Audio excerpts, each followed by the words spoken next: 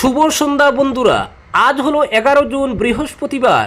আজকের সন্ধ্যার বিশেষ বিশেষ খবর হলো কৃষক সম্মান নিধি, কৃষকদের 26 জুনের মধ্যে ইকেওয়াইসি বাধ্যতামূলক, বেদখলকৃত বনভূমিতে নয়া নির্মাণ নয় ফরমান গৌহাটি হাইকোর্টের, বেঙ্গালুরুতে নিখোঁজ বদরপুরের যুবক, উদ্বিগ্ন পরিবার, মুখ্যমন্ত্রীর হস্তক্ষেপ কামনা, বাড়ি ফাঁকা পেয়ে 6 লক্ষ টাকার স্বর্ণালঙ্কার নিয়ে উধাও দুর্বৃত্তরা, দিন দুপুরে দেওরাইল গ্রামে দুঃসাহসিক চুরির ঘটনা, পুজোর আগেই শিলচর পৌর নিগমের নির্বাচন, প্রশাসনের সঙ্গে ভিডিও কনফারেন্স কমিশনের, সেপ্টেম্বরের মধ্যে সচিত্র ভোটার তালিকা তৈরিতে 50 আধিকারিককে নিযুক্তি, জমি ক্রয় বিক্রয়ের সমস্যা মেটাতে আধিকারিকদের সঙ্গে বৈঠক বিধায়ক মিলন দাসের, মাস পেরোনোর আগেই ভেঙ্গে চুরমার 28 কোটি টাকা ব্যয়ে নির্মিত বদরপুর জাতীয় সড়ক, বিধায়ককে সঙ্গে নিয়ে মুখ্যমন্ত্রীর দ্বারস্থ হওয়ার প্রস্তুতি ক্ষুব্ধ জনগণের,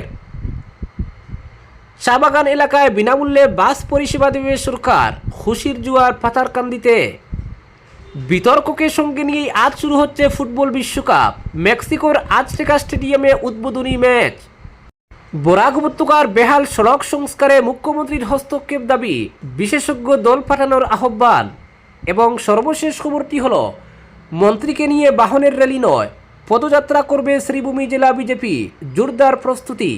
এবারে শুনুন বিস্তারিত খবর। পিএম কিষাণ যোজনার আওতায় যেসব সুবিধাভোগী 22তম কিস্তি লাভ করেছেন তারা পরবর্তী 23তম কিস্তির টাকা লাভ করার জন্য 26 জুনের মধ্যে বাধ্যতামূলকভাবে ইকেওয়াইসি সম্পন্ন করতে হবে। সরকারের নির্দেশ অনুযায়ী প্রকৃত ও যোগ্য সুবিধাভোগীদের চিহ্নিত করতে এবং ডিবিটি ব্যবস্থায় হওয়া অর্থ হস্তান্তর প্রক্রিয়া আরও জোরদার করতে সুবিধাভোগীর বার্ষিক ইকেওয়াইসি বাধ্যতামূলক করা হয়েছে।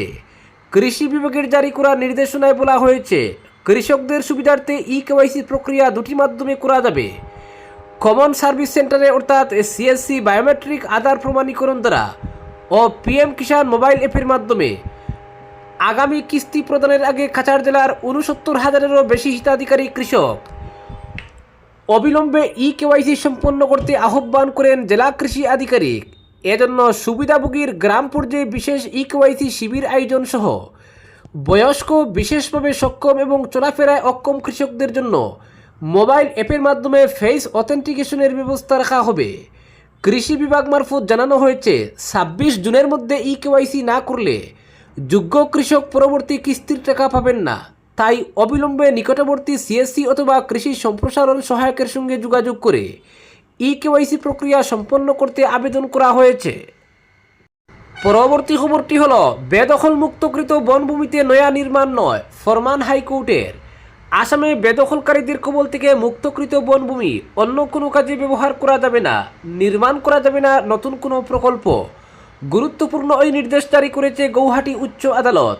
আদালতের ডিভিশন বেঞ্চ স্পষ্ট জানিয়েছে, বেদখলকারীদের কাছ থেকে মুক্তকৃত বনভূমি অন্য কোনো কাজে ব্যবহার না করে পরিবেশের ভারসাম্য পুনরুদ্ধারের জন্য সংশ্লিষ্ট জমিতে কেবলমাত্র গাছপালা লাগিয়ে পুনরায় বনাঞ্চল তৈরি করতে হবে।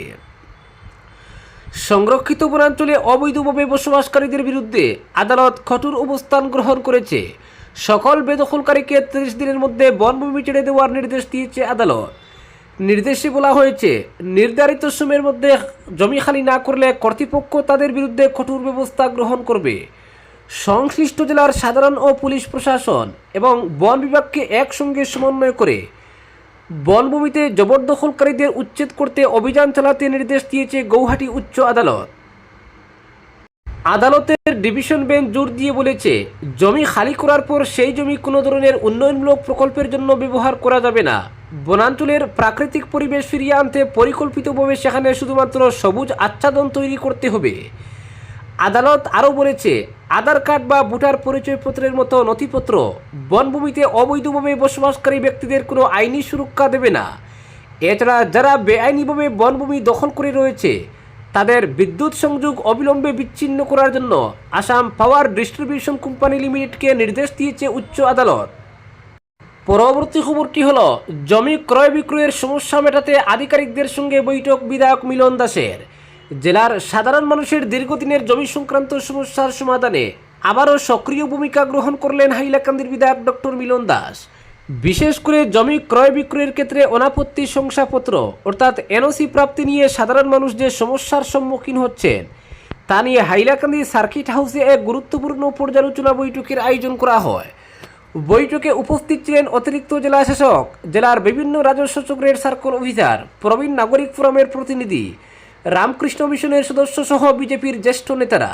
বৈঠকে জমি সংক্রান্ত বিভিন্ন জটিলতা নিয়ে বিস্তারিত আলোচনা হয়। বিশেষভাবে জমি ক্রয় বিক্রয়ের জন্য এনওসি সংগ্রহে সাধারণ মানুষের ভোগান্তির বিষয়টি গুরুত্বের সঙ্গে উত্থাপিত হয়। বৈঠকে দীর্ঘ আলোচনার পর কয়েকটি গুরুত্বপূর্ণ সিদ্ধান্ত গৃহীত হয়। এর মধ্যে অন্যতম হল এখন থেকে জমি ক্রয় বা বিক্রয়ের জন্য প্রয়োজনীয় এনওসি অনলাইনের পাশাপাশি অফলাইন পদ্ধতিতেও সংগ্রহ করা যাবে। এর ফলে সাধারণ মানুষের হয়রানি অনেকাংশে কমবে বলে আশা করা হচ্ছে। বিধায়ক ডক্টর মিলন দাস জানান, জেলার অভিভাবক মন্ত্রী কৌশিক রায় শীঘ্রই হাইলাকান্দি সফরে আসবেন। সেই সময় অনুষ্ঠিতব্য জেলা পর্যায়ের পর্যালোচনা বৈঠকেও জমি সংক্রান্ত বিষয়গুলি পুনরায় উত্থাপন করা হবে এবং সমস্যাগুলির স্থায়ী সমাধানের লক্ষ্যে আরও কার্যকর পদক্ষেপ করা হবে। জমি সংক্রান্ত প্রশাসনিক জটিলতা নিরসনে বিধায়কের এই উদ্যোগকে জেলার বিভিন্ন মহল স্বাগত জানিয়েছে। সাধারণ মানুষের আশা, এই পদক্ষেপের ফলে বহুদিন ধরে ঝুলে থাকা জমি সংক্রান্ত সমস্যাগুলির দ্রুত সমাধান সম্ভব হবে। পরবর্তী খবরটি হলো, বিতর্ককে সঙ্গে নিয়ে আজ শুরু হচ্ছে ফুটবল বিশ্বকাপ। মেক্সিকোর আজটেকা স্টেডিয়ামে উদ্বোধনী ম্যাচ। আর মাত্র কয়েক ঘন্টার অপেক্ষা, আজ পর্দা উঠছে ফুটবল বিশ্বের সবচেয়ে বড় আসর 2026 ফিফা বিশ্বকাপের। ইতিহাসের সবচেয়ে বড় ও বিস্তৃত এই বিশ্বকাপে অংশ নিচ্ছে 48টি দেশ। অনুষ্ঠিত হবে রেকর্ড 104টি ম্যাচ। প্রথমবারের মতো 3টি দেশ, আমেরিকা, কানাডা এবং মেক্সিকো যৌথভাবে আয়োজন করছে এই মহাযজ্ঞ। এবারের বিশ্বকাপকে ফিফার ইতিহাসের সবচেয়ে অন্তর্ভুক্তিমূলক আসর হিসেবে দেখা হচ্ছে। বিশ্বের প্রায় 1/4 ফিফা সদস্য দেশ এই প্রতিযোগিতায় অংশগ্রহণের সুযোগ পেয়েছে। ওশেনিয়া থেকে উত্তর আমেরিকা পর্যন্ত 7 মহাদেশের মধ্যে 6টির প্রতিনিধিত্ব থাকায় বিশ্বকাপ যেন সত্যিকার অর্থেই বৈশ্বিক মিলন মেলায় পরিণত হয়েছে। তারকাদের মেলাও বসেছে এবারের আসনে। ডিফেন্ডিং চ্যাম্পিয়ন আর্জেন্টিনাকে নেতৃত্ব দিতে এসেছেন লিওনেল মেসি। নিজের শেষ বিশ্বকাপ জয়ের স্বপ্ন নিয়ে মাঠে নামবেন ক্রিস্টিয়ানো রোনাল্ডো। অন্যদিকে ব্রাজিলের কোটি সমর্থকের আশা আকাঙ্ক্ষার ভার কাঁধে নিয়ে খেলবেন নেইমার জুনিয়র। কোচদের তালিকাতেও রয়েছে বড় নাম।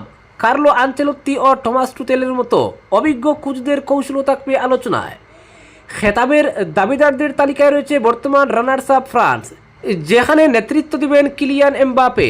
ইউরোপীয় চ্যাম্পিয়ন স্পেনের অন্যতম বর্ষা তরুণ বিস্ময় লামিন ইয়ামাল। পাশাপাশি জার্মানি ও ইংল্যান্ডকেও সম্ভাব্য খেতাব প্রত্যাশীদের মধ্যে রাখা হচ্ছে। তবে 4বারের বিশ্ব চ্যাম্পিয়ন ইতালি টানা তৃতীয়বারের মতো বিশ্বকাপে যোগ্যতা অর্জনে ব্যর্থ হয় ফুটবল প্রেমীদের মধ্যে বিস্ময় সৃষ্টি হয়েছে। তবে মাঠের বাইরেও নানা বিতর্কে ঘেরা এবারের বিশ্বকাপ। সোমালিয়ার আন্তর্জাতিক রেফারি ওমর আরতানকে যুক্তরাষ্ট্রে প্রবেশের অনুমতি দেওয়া হয়নি। আফ্রিকার সেরা পুরুষ রেফারি হিসেবে স্বীকৃত এই কর্মকর্তা ফিফার নির্বাচিত ম্যাচ অফিসিয়ালের একজন ছিলেন। তাছাড়া বিভিন্ন দেশের সাংবাদিকদের ভিসা প্রত্যাখ্যান এবং অভিবাসন কর্তৃপক্ষের অতিরিক্ত জিজ্ঞাসাবাদের অভিযোগও উঠছে। আরও জটিল পরিস্থিতির মুখোমুখি হয়েছে ইরান। যুক্তরাষ্ট্রের সঙ্গে চলমান সামরিক ও কূটনৈতিক উত্তেজনার কারণে দল থেকে মেক্সিকোতে অবস্থান করে সিয়াটল ও লস অ্যাঞ্জেলেসে গ্রুপ পর্বের ম্যাচ খেলতে হচ্ছে। দীর্ঘ ভ্রমণের এই বাধ্যবাধকতা ক্রীড়াক্ষেত্রে সমান সুযোগের নীতিকে প্রশ্নের মুখে ফেলেছে। বিশ্বকাপ ঘিরে সমর্থকদের মধ্যেও অসন্তোষ রয়েছে। আকাশছোঁয়া টিকিট মূল্য, সীমিত গণপরিবহন ব্যবস্থা এবং উচ্চ ভিসা ফি অনেকের জন্য এই আসরকে ব্যয়বহুল করে তুলেছে। পাশাপাশি বৈশ্বিক জ্বালানি সরবরাহে অস্থিরতা ও জ্বালানির দাম বৃদ্ধির সময়ে এত বড় ভ্রমণ নির্ভর টুর্নামেন্ট আয়োজন নিয়ে প্রশ্ন উঠছে। তবে সব বিতর্ককে চাপিয়ে বিশ্বকাপের রোমাঞ্চই এখন সবচেয়ে বড় আকর্ষণ। ঐতিহাসিক এস্তাদিও আজতেকা স্টেডিয়ামে উদ্বোধনী ম্যাচের বাঁশি বাজার সঙ্গে সঙ্গে কোটি কোটি দর্শকের নজর থাকবে ফুটবলের মহামঞ্চে। তবুও ভবিষ্যতে আরও অন্তর্ভুক্তিমূলক ও সবার জন্য সমান সুযোগ নিশ্চিত করতে এবারের অভিজ্ঞতা থেকে শিক্ষা নেওয়ার প্রয়োজনীয়তার কথাও মনে করিয়ে দিয়েছে 2026 বিশ্বকাপ। পরবর্তী খবরটি হলো, বরাক উপত্যকার অধিকাংশ সড়কের বেহাল অবস্থার প্রেক্ষিতে উপত্যকায় একটি বিশেষজ্ঞ দল পাঠিয়ে সরেজমিনে পরিস্থিতি পর্যালোচনা এবং দ্রুত মেরামতির ব্যবস্থা গ্রহণের দাবি জানিয়েছে civil society doctor Shyamaprasad Mukherjee memorial স্বার্থ সুরক্ষা পরিষদ। পরিষদের সভাপতি ও প্রবীণ সাংবাদিক হারান দে রাজ্যের মুখ্যমন্ত্রী হিমন্ত বিশ্ব শর্মার কাছে পাঠানো এক ইমেইলে জানান, বরাক উপত্যকার গ্রামীণ ও আঞ্চলিক সড়কগুলির অবস্থা যেমন অত্যন্ত শোচনীয়, তেমনি শিলচর ও শ্রীভূমি শহরের রাস্তাঘাটের অবস্থাও উদ্বেগজনক। চিঠিতে তিনি উল্লেখ করেন, অপর্যাপ্ত নিকাশি ব্যবস্থার কারণে সামান্য বৃষ্টিতেই শহরের বিভিন্ন এলাকায় জল জমে যায়, ফলে সাধারণ মানুষের দুর্ভোগ চরমে পৌঁছায়।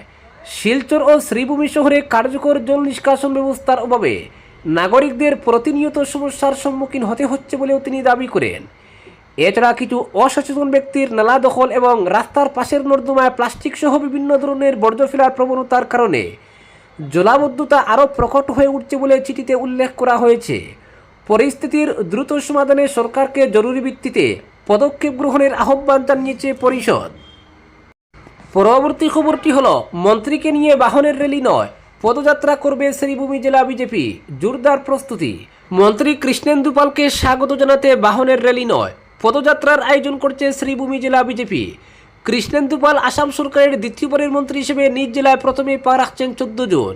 তার আগমনকে ঘিরে ইতিমধ্যেই ব্যাপক উৎসাহ উদ্দীপনার সৃষ্টি হয়েছে জেলার বিজেপি কর্মী সমর্থক ও সাধারণ মানুষের মধ্যে।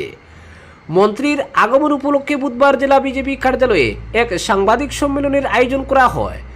সম্মেলনে উপস্থিত ছিলেন জেলা বিজেপির সভাপতি সঞ্জীব বণিক সহ দলের বিভিন্ন পদাধিকারী ও কর্মীরা। জেলা সভাপতি জানান, মন্ত্রীর আগমন ঘিরে কোনো ধরনের পেট্রোল বা ডিজেল চালিত যান ব্যবহার করা থেকে বিরত থাকবে বিজেপি, কেননা প্রধানমন্ত্রী নরেন্দ্র মোদীর আহ্বানে সাড়া দিয়ে এ সময় যানবাহন মোটরসাইকেল র্যালি আয়োজন থেকে বিরত থাকছেন তারা। তিনি বলেন, শ্রীভূমি জেলা বিজেপির উদ্যোগে শহরের উপকণ্ঠে সরিষা পেট্রোল পাম্প এলাকা থেকে মন্ত্রীকে বরণ করে নেওয়া হবে।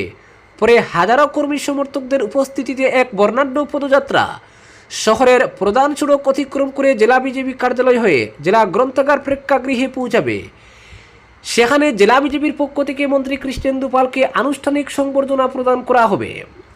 এদিন মন্ত্রীর সফরসূচি এবং সংবর্ধনা কর্মসূচির বিস্তারিত তুলে বলেন, প্রাথমিকভাবে মন্ত্রীর 11 অথবা 12 জন শ্রীভূমিতে আসার কথা থাকলেও প্রধানমন্ত্রী নরেন্দ্র মোদীর নেতৃত্বাধীন কেন্দ্রীয় সরকারের 12 বছরের সফল কার্যকালের বিভিন্ন দলীয় কর্মসূচি এবং দিশপুরের নিজ দপ্তরের সরকারি ব্যস্ততার কারণে সফরসূচিতে পরিবর্তন আনা হয়েছে। সেই অনুযায়ী আগামী 14 জুন তিনি গুয়াহাটির লোকপ্রিয় গোপীনাথ বরদলৈ আন্তর্জাতিক বিমানবন্দর থেকে শিলচর বিমানবন্দরে পৌঁছাবেন। শিলচরে পৌঁছে মন্ত্রী প্রথমে উদারবন্দের কাছাকাছি মন্দিরে পূজা অর্চনা করবেন। এরপর কাচার চা শ্রমিক ইউনিয়নের একটি সভায় উপস্থিত হওয়ার পাশাপাশি শিলচর জেলা বিজেপির কার্যালয়ে আয়োজিত দলীয় কর্মসূচি ও সংবর্ধনা অনুষ্ঠানে অংশ নেবেন। সেখান থেকে সড়ক পথে শ্রীভূমি জেলার উদ্দেশ্যে রওনা হবেন তিনি। এরপর সন্ধ্যা থেকে রাত পর্যন্ত জেলা সদর এলাকার বিভিন্ন সামাজিক, সাংস্কৃতিক ও স্বেচ্ছাসেবী সংগঠনের উদ্যোগে আয়োজিত একাধিক সংবর্ধনা সভায় অংশ নেবেন মন্ত্রী। বিভিন্ন সংগঠনের শুভেচ্ছা ও সংবর্ধনা গ্রহণের পর তিনি কানিশালস্থিত নিজ বাসভবনে রাত্রি যাপন করবেন। পরদিন অর্থাৎ 15 জুন মন্ত্রী কৃষ্ণেন্দু পাল তার নিজ বিধানসভা কেন্দ্র পাথারকান্দির উদ্দেশ্যে রওনা হবেন এবং সেখানে বিভিন্ন উন্নয়নমূলক ও দলীয় কর্মসূচিতে অংশগ্রহণ করবেন বলে জানান জেলা বিজেপির সভাপতি সঞ্জীব বণিক। আজকের বিশেষ সংবাদ এখানেই সমাপ্ত।